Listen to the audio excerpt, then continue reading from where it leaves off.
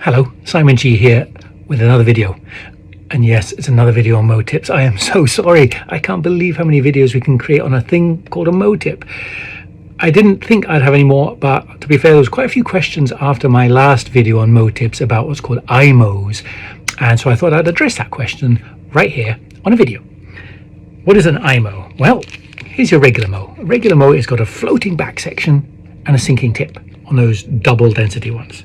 And iMOW is just slightly different, exactly the same in every capacity, except the fact that this back end is I.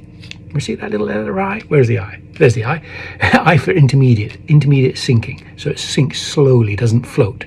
That's what an iMOW is. And really the reason you use an iMOW is when you've got a floating head.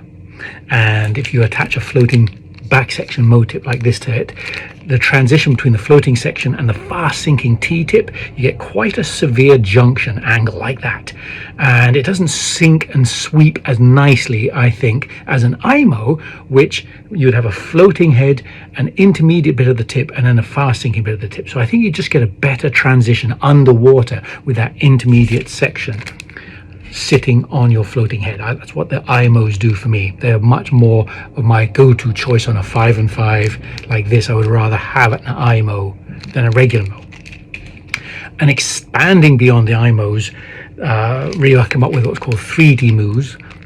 Mows, hey, sounds like a cow. 3D mows, and 3D stands for 3 densities. So it's like an iMOW, but there's 3 densities.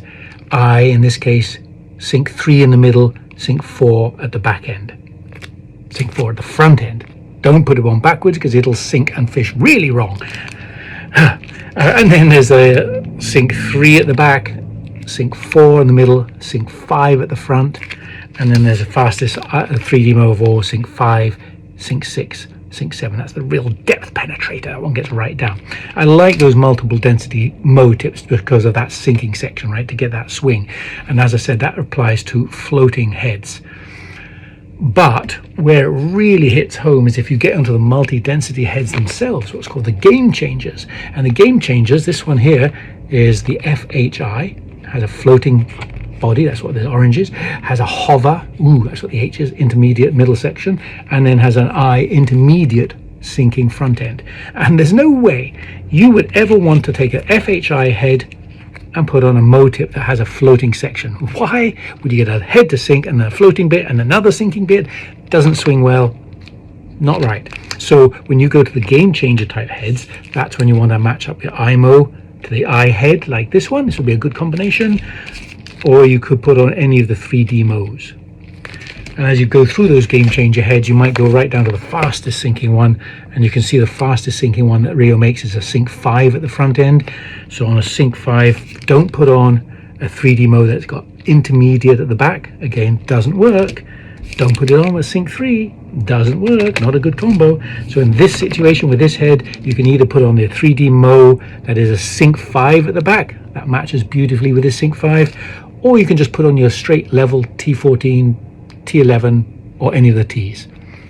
So that is, in a nutshell, why I like the iMOWs very much and the 3D mows, and I think they'll swing better, as I said, when you're fishing them. Check them out. You can get them online, check them out at your local Rio fly shop, and if you've got any questions about them or about the video or about anything else, hit me up with some comments and questions below. Thanks for watching.